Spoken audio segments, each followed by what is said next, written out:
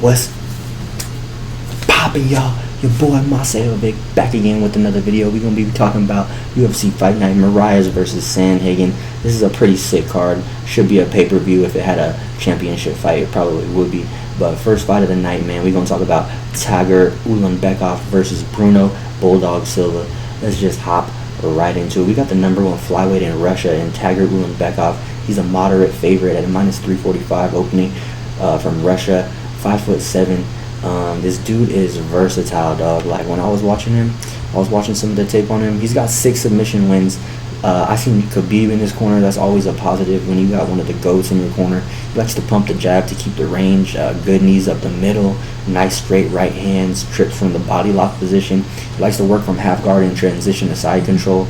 He seems like he got good cardio through 3 rounds, and he likes to keep a good pace. He's definitely more of the volume striker, though, more than power, in my opinion. But yeah, like I said, super versatile, pretty good anywhere the fight goes. 6 submission wins, like I said, and he's going up against 10-5-2 Bruno Bulldog Silva as the moderate underdog, fighting out of Rio de Janeiro, Brazil. 30 years old, 125 pounds, 5'4", 66-inch reach, and Bruno Silva, he's lost both of his UFC fights, but he does have a nice front kick. He definitely has the more power in this matchup, but he is susceptible to body shots. I've seen him get hurt several times in a couple of his fights with body shots. He got controlled by David Dvorak. You guys might be familiar with him, but he definitely wants to fight on the ground, even though he doesn't have the best control when he's on top, and his gas tank, it's not that great. So give me Tygura Ulanbekov, probably via TKO in the 3rd round. He's just a better fighter overall, way more versatile. He's got a plethora of different moves I think he could use on Bruno Silva, and yeah, he's just a better fighter with a better gas tank. So when Bruno slows down in the 2nd and 3rd, I just think Tygura's gonna pick it up on him. Anyways, let's go ahead and move on to the next fight. I think it's Tracy Cortez versus what's her name, Stephanie Egger. Let's see. Yeah, Tracy Cortez versus Stephanie Egger. So we got a women's fight right here. Tracy Cortez, 7-1. She's the -260 moderate favorite, fighting out of Scottsdale, Arizona. 26 years young, 136 pounds, 5'5", 67-inch reach. And when I was watching tape on Tracy Cortez, well, first of all, she lost her first fight via guillotine, and she's on a 7-fight win streak. So she lost her first fight and hasn't lost since. She's got a nice left and good straight right. Nice low kicks, but she does leave her chin exposed when she's throwing them. She's a good offensive boxer. She likes to mix up her takedowns with her striking, but she doesn't have the best striking defense. She has good work against the cage. She likes to use underhooks to keep and head position to keep her to bully her opponents against the cage. She's got nice knees, works hard for takedowns. She's relentless with her takedowns. She's got nice cardio, good scrambles in the grappling. And let's see, she's going against Stephanie Egger, who's 5-1. 220 moderate underdog, fighting out of Switzerland, 32 years young, 138 pounds, 5'8", and we don't know her reach. But she is a judo fighter. She likes to strike to set up the takedowns. She wants to fight on the mat, at least from what I've seen against her opponents. She was pretty much, ragdolling her opponents and getting them on the ground at will. She transitions to mount when she gets there, and she's good with back control. She looks for submissions. This is a tough fight to call, but with Tracy Cortez being such a huge favorite in this matchup, I think it's more of a coin toss in my opinion. I think Stephanie Egger is game. Tracy Cortez has definitely fought the better competition, but Stephanie Egger might be a live dog here. I feel like this fight is a coin toss. It could go decision, could go, Tracy could get a sub, something, but I don't know, man. I think the value is definitely on Stephanie Egger. If you're looking to bet, I'd definitely go that way. Otherwise, I'm pretty much staying off this fight. Go ahead and move on to the next fight, where we have Giga Chikadze against Omar Morales. So first up, I want to talk about Omar Morales. He's 10-0. He's the slight favorite, fighting out of Venezuela. Well, actually, he's fighting out of Florida, but he's from Venezuela. 34 years old, 155 pounds, 5'11", 74-inch reach. And Omar Morales, man, this dude, he started amateur kickboxing at age 15, so that tells you something. He's 34 now, so he's got a lot of experience on his side. He's got good lead side kick, nice high kicks, good kicks overall, good straight right hands, got a stiff jab, and he's definitely the tougher, more powerful striker in this matchup. Talking about Giga Chikadze, he's 10-2, slight underdog.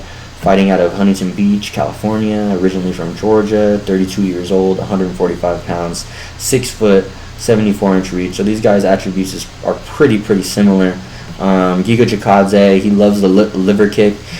He likes to switch stances. He's kind of flat-footed though, and he throws lots and lots of kicks. He's got 2 kickboxing titles to his name, 38 kickboxing wins. He's got some nice overhand rights, good straights from both sides. He's a technically sound striker, more of a point, like flashy style in my opinion.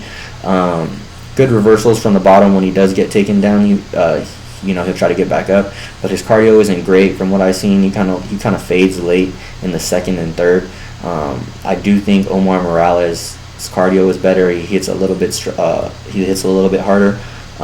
This is going to be a nice striking matchup. I'm interested to see this fight. I'm not a big Giga Chikadze fan. I think he lost a split decision, or he won a split decision. I think he should have lost. I think it was against Jamal Emmers, if I'm not mistaken. But yeah, I'm definitely going Omar Morales, either by decision or TKO. But I do like Omar Morales. Maybe later in the week I'll throw him in a couple parlays. But yeah, definitely going to try to fade Giga Chikadze in this particular matchup. Alright, going on to the next fight. I believe it's Ali Alkaze. I don't know, I can't speak right now, versus Tony Kelly. See this one? See what's going on with this one. First up, I want to talk about the Royal Fighter. How about I'll just say that? Ali Alkaze, slight underdog, fighting out of Jordan, 30 years old, 136 pounds, 5'6", 68-inch reach. So he lost his last fight to Irwin Rivera. You guys might be familiar with Irwin. Just fought most recently. And this dude, he likes to use trips from the body lock to get his takedowns. Likes to transition him out. He definitely wants to fight on the ground. I seen him get 2 standing guillotines though. So Tony Primetime Kelly got to be aware of that. But he doesn't seem to have the best striking. Like I said, he definitely wants to fight on the mat. Talking about Tony Kelly, 6'2", 33 years old, 5'9", 70-inch reach, 6-2 record. He's the moderate favorite. This dude has some nice low kicks. He'll rush in with combinations. Good movement and footwork with a nice jab. Nice distance management in my opinion. Doesn't have the best takedown defense, but he works to get back up. He's susceptible to body shots. I've seen him get hurt by some. He will go for guillotines and accept takedowns, which I'm not a real big fan of, unless your guillotine is just like otherworldly. Doesn't like to get pressured though, so that's what I noticed. He's got some high level striking, not the best power, but he definitely showed heart in his last fight. It was a good fight. I'm favoring Tony Kelly to win this. I don't have the best read on this one. Ali Alkaze might be able to take him to the ground, and like I said, Tony Kelly tries to go for those guillotines, but if he doesn't get him, then he's going to be on bottom. He doesn't accept bottom position, but it's never a good look when you're on bottom and the dude, your opponent, wants you to get you to the ground. So I'm leaning Tony Kelly here to win probably a decision. I think he's going to outstrike him if he doesn't get taken to the ground. His striking is definitely better than the Royal Fighter in my opinion. So I'm leaning Tony Kelly in this one. Alright, moving on to the next fight. We got, I believe it's Impa Kasangane versus Joaquin Buckley. Yeah, here we go. So, Impa Kasangane, you guys might remember him from the Contender Series. He's a Contender Series alumni. 8-0. He's the moderate favorite in this instance. 26 years old, 185 pounds, 5'11", 73-inch reach. And, yeah, he most recently beat Maki Patola by decision. In this matchup, he's the more technical striker. They both have kind of like similar forward plotting styles, though. I'm not a big fan of either of these guys, but Impa, in my opinion, he's probably the more versatile on the feet. The slightly more technical. I would say he's definitely the more technical striker of the two. Joaquin with the power advantage. But let's talk about Joaquin Buckley, who just fought Kevin Holland. He almost got knocked out twice, basically. I mean, he was almost done at the end of the first round, and then he goes out in the second round and gets knocked out. He's the moderate underdog. That wasn't too long ago. That actually just happened. 26 years old, 185 pounds, 5'10", 73-inch reach. So the attributes are pretty similar. Joaquin Buckley, though, at least half of his wins come by knockout. Something to think about. Lost his most recent fight to Kevin Holland. Like I said, he's definitely the more power puncher. They're both strong athletes, but he's He's a really good athlete himself. He throws wild looping punches though. Like I said, not the most technical, but he's not afraid to get inside and mix it up. He'll take one to give one, you know, and you don't want to get given one by Joaquin Buckley. This dude will put you out. But he uses combinations to get within range. You know, he'll close the distance with combinations. I am gonna lean Impa on this one, but the value is 100% on Joaquin Buckley.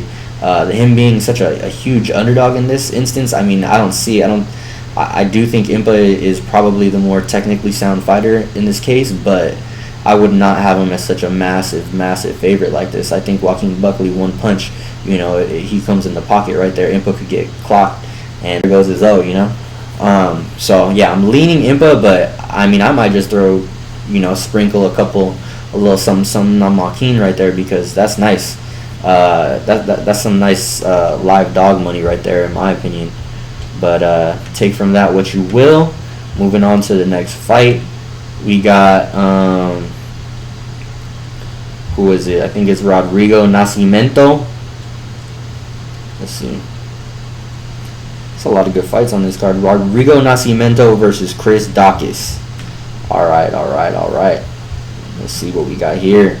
8-0 Rodrigo Ze Colmea. He's the moderate favorite. 27 years old, 255, 6'2", 80-inch reach. And this dude, he trains at American Top Team. You love to see that with all the great training partners over there. He's a dangerous submission specialist. He's got nice pressure, good low kicks, good body kicks and front kicks. Like I said, overall plethora of nice kicks for a heavyweight. He's an athlete. He likes to throw the straight right hand. He clinches against the cage. He likes to use trips to get the takedowns and get the fight to the ground, where he excels. Let's talk about his opponent, Chris Daukaus, older brother of Kyle Daukaus, you might be familiar with. This dude's 9-3. He's the moderate underdog, 31 years old, 241, 6'3", 76-inch reach. So he's at a 4-inch reach disadvantage. You hate to see it, but yeah, like I said, this dude's an athletic heavyweight fighter as well. Both these dudes are athletic. He's very fast. He's got some accurate hands. He likes to punch in combinations, which we love to see as well. He's nice in the clinch. He's got potential. He's a potential betting underdog, in my opinion, with the line being so huge, man. It's pretty crazy. I think he did earn his Brazilian Jiu-Jitsu black belt recently, which you like to see that as well, especially against this opponent, Rodrigo Nascimento. I mean, like I said, he wants to get the fight to the ground, so Chris might be using his Brazilian Jiu-Jitsu in this matchup if it does get there. But I'm going to lean Rodrigo Nascimento in this one. But I think Chris Daukaus has a nice chance at being a live dog, depending on what the line is now. I mean, that line is just way too wide. The value is definitely on Chris right here, but I might have to wait until later in the week to see if I'm going to have any plays in this particular fight. But let's move on to the next one. We got Tom Breese fighting KB Bhullar. All right. So Tom Breese, 11-2, fighting out of the UK. He's the moderate favorite, 29 years old, 185 pounds, 6'3", 73-inch reach. And talking about Tom Breese, man, the first thing that comes at you is this dude has pulled out of fights before for the mental hurdles that he struggles with. I think he has like problems with anxiety and stuff. He gets really nervous or something. But yeah, he's pulled out of fights before. He's on a back-to-back 2-year layoff, and he's a former 170-pound fighter. And now he's fighting at 185. So he's going up against this dude who's pretty much unknown. I mean, he's 8-0, but he's the moderate underdog, and 28 years old, 185 pounds, 6'4", the Bengal. And it was really hard to find any tape on him, but what I did see, he's got some nice clinch strikes. He's got some very good kicks, and I mean, that's pretty much it. Like I said, very minimal tape to watch on KB Bhullar. But with Tom Breese having those mental issues, I mean, Tom Breese is nice. He's a good fighter when he's there mentally. But it's just like, man, how can you put your money on that? KB Bhullar's a nice prospect. I like him. For this fight, again, I'm probably just gonna have to pass on this one. But the value is definitely on KB if you're a betting man. You feel me? So keep that one in mind. Might have something for you guys later in the week, betting wise, on that one. But let's go ahead and move on to the next fight. Some of these guys, it's just hard to find tape on them, But yeah, Youssef Zalal versus Ilia Topuria. Let's talk about Youssef Zalal. This dude is 10-2. He's the slight favorite. He's Moroccan, fighting out of Denver. 24 years old, 146 pounds, 5'10", 75-inch reach. This dude's a prospect, man. I think this is like his 5th fight in the year. He's stayed really busy during the COVID era. He's got some very nice grappling, very good wrestler. He likes to hit body shots. I love to see that. Very nice defensive striking. You know, he's definitely one of those fighters who likes to hit people without getting hit.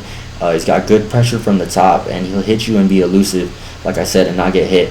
And he's got consistency fighting. Like, you know, you want to see people in there fighting all the time without these long layoffs. So it's great to see that.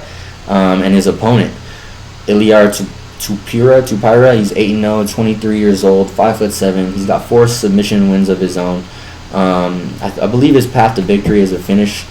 That's his only path to victory. I don't think he's going to outpoint him. I think Youssef Zalal definitely has the volume advantage in this case. He's only been to round 2 once, and he's got a nice straight right hand on him, though. He likes to rip to the body as well. He's got good takedown defense, heavy ground and pound from the top when he is on top, and he's a nice grappler in his own right. But yeah, I just see Youssef Zalal. I think he just has too much momentum. I believe he's the better fighter overall, and I don't know. I just think he's gonna.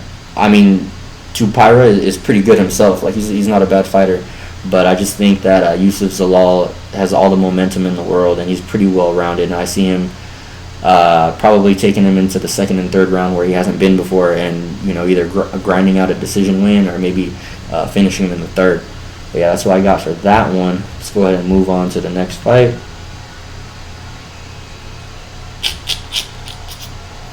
Next fight, we got Tom Aspinall versus Alan Baudot.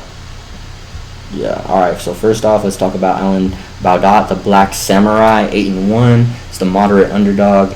He's French, fighting out of Japan, 32 years old, 206, 6'4". This tall dude. He's on a 2-fight win streak. This dude's got very unorthodox, very flashy striking. He's pretty wild out there, but he's really entertaining. Like, this is going to be a fun fight to watch. I'm pretty excited. He's got some nice inside leg kicks, good front kicks. He throws looping hooks, though, that can leave him exposed. And he's going against my guy, Tom Aspinall, who we just seen knock, I forget the Collier, I think that was his name. Tom is 8-2. He's the moderate favorite, fighting out of England, 27 years old. He's on a 4-fight win streak. Yeah, he most recently knocked out Jay Collier. These dudes are both big dudes, 6'5" versus 6'4". Damn. But yeah, so Tom Aspinall, he's a really nice boxer. He's got his BJJ black belt allegedly, even though we haven't really seen him use it before. But he's a Brazilian Jiu-Jitsu black belt. He's a very powerful striker. He's got a strong right cross. That's what he knocked out Jake with most recently. And he's just the more technical striker in my opinion. And I'm definitely going to go with Tom Aspinall via TKO, probably in the 2nd or 3rd round. Alan Baudot, like I said, this dude likes to get wild with it, and while it makes for very entertaining fights, it leaves him open at times. So I'm definitely going Tom Aspinall via TKO, second round. Great, we're moving decently. Marcus Perez is the next fight versus Dricus du Plessis. I think he's making his UFC debut, but first off, let's talk about Marcus Perez. This is the Joker, my guy. He comes up to the weigh-ins with the Joker makeup. 30 years old, 186 pounds, 6'1", 73-inch reach. He's fighting at American Top Team, and he's actually the underdog in this case. Wow, that's it's pretty crazy. But Marcus Perez, what can we say? He's lost his last 2 fights, but he does have an underrated sub game. He's never been finished, but he can be outpointed. He's got some nice leg kicks, from some pretty vicious leg kicks actually. He's got some really good elbows in the clinch. I love when fighters use those elbows. Underutilized weapon in my opinion. But anyways, he likes to use the body lock to take his opponents down or just control them in general. But man, he's a grinder, Marcus Perez. And his opponent, Dricus du Plessis, still knocks, 14-2. He's the slight favorite.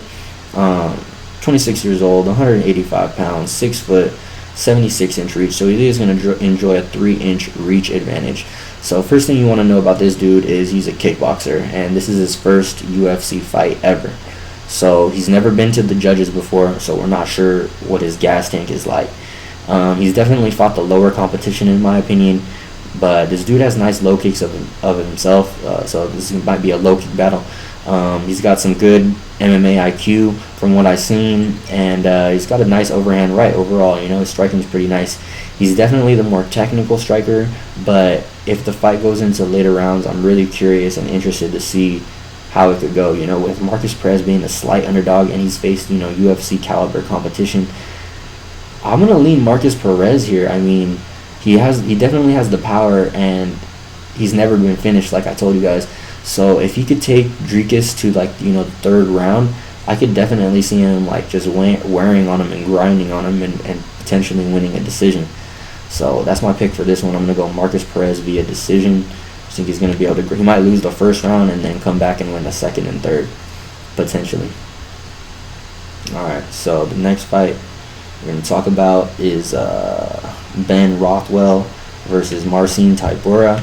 Man, I'm going to be honest with you guys. I don't really have too much to say about this fight. This is probably my least anticipated fight on the card.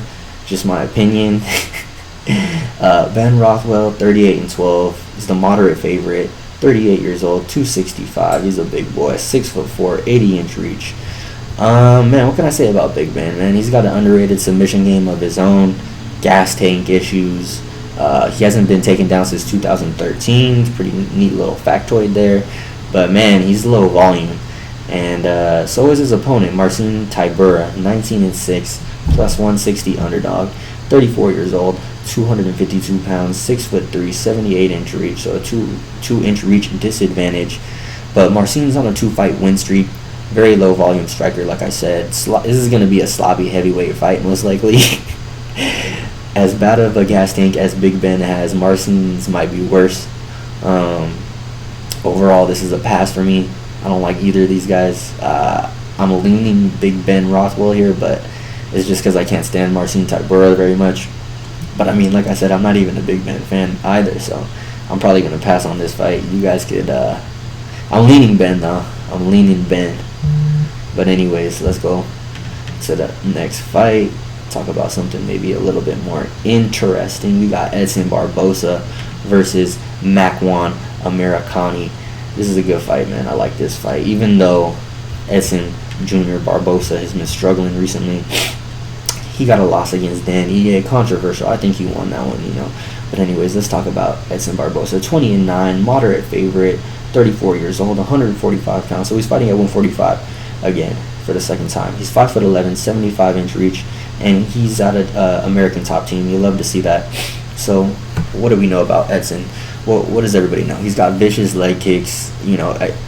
All of his leg kicks, all of his kicks in general are just deadly. He's definitely fought the better competition. I think he won his fight with Giga, like I told you guys. He's lost his last 3 fights, though, unfortunately. He's got wins, though, over Dan Hooker, Gilbert Melendez, Dariush, Anthony Pettis. He mostly loses versus people who can take him down. And Makwan, he can kind of take him down, but we'll see. He's got to go through the fire first. He definitely wants to keep the fight standing. He's fighting at 145 for the second time, like I said, normally a 155er. But yeah, let's talk about his opponent, Makwan, Mr. Finland, Amirkhani, 16-4, the moderate underdog, fighting out of Finland, 31 years old, 146 pounds, 5'10", 72-inch reach. So he's at a 3-inch reach disadvantage. And this dude attempts 3.16 takedowns per 15 minutes. He's pretty relentless in that case. He's a pretty strong athlete in his own right, and this is definitely going to be his toughest opponent yet. It's in Barboza. See, the difference in wins, like his best win is either Fishgold or Danny Henry, and then you got Edson Barboza, who's got wins over Melendez and Dan Hooker and Anthony Pettis and Dariush. Like, that's a big difference, you know what I'm saying? Makwan's striking is pretty rudimentary, but he's an amazing submission artist. He wants to fight. He wants to get the fight to the ground. If he gets the fight to the ground, I could definitely see him potentially subbing Barboza, but that's a big if. I'm definitely leaning Barboza in this fight. I just think it's a huge step up in competition. Even though Barboza's been on kind of a slide recently, he's been fighting the way better competition. He's fought way better fighters than Makwan Amirkhani. If Amirkhani can get it to the ground, he could sub him. I might sprinkle a little hedge bet on Makwan, but otherwise I think Barboza should beat Makwan Amirkhani. Alright, let's go ahead and move on to the main event of the evening. We have Marlon Moraes versus Cory Sandhagen. Versus Cory Sandhagen. Let's try this again. Alright, there they are. So first up, man, let's talk about Cory Sandhagen. This dude is 12-2, 28 years old, 5'11". He trains at an elevation. He's the slight favorite in this, and I'm pretty surprised by that. I don't know. I just thought the name recognition of Marlon Moraes would have, a little bit more pull. But yeah, he's 135 pounds, 5'11". He's tall, 70-inch reach. What could I say about Cory Sandhagen? He lost his last fight via backpack from Aljamain Sterling. Everybody remembers that. It was real quick, snappy. Didn't get hurt, but it was just, man, domination real fast. But this dude, he outstrikes his opponents by 3 strikes per minute, or just about 3 strikes per minute. That's a huge difference. He's got the longer attributes in terms of his arms and legs. He's a taller fighter. Really good stand-up, super versatile. He's a stance switcher. He likes to throw the front kick to the body. His best win is Rothwell Sunsal, and he's just an unorthodox striker. He likes to throw things from weird angles and just stuff you don't normally see from most people in striking. He's a master at the range. He's a good grappler overall, even though he did get just completely backpacked by Aljamain Sterling. And he likes to put the pressure on in the later rounds. I definitely think he has the better cardio in this matchup. He's going up against 23-6 Marlon Moraes, 32 years old, 5'6", 66-inch reach. So he's at a 4-inch reach disadvantage. It's huge. Yeah. So what can I say about Marlon? He's a fast twitch, muscle fiber type of athlete, very explosive, but he is susceptible to gassing out, as most of you probably already know. He does rely on his power, and he struggles when he can't get his opponents out. Definitely seen that, and he's fought the better competition, of course. But he's got a brutal left high kick. His switch kick is one of the most deadly in the game. They have a common opponent of Aljamain Sterling, in which Moraes knocked him out. So